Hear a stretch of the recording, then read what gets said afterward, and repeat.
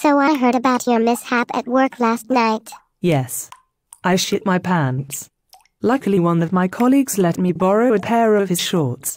It was quite messy. Did you give them back? No. Not yet anyway. I'm afraid they're not worth saving. The grinding and diarrhea was so bad, I left a trail from my desk to the ladies' room. That's fucking nasty. Are you a woodlawn now? A shit sister? Don't start, asshole.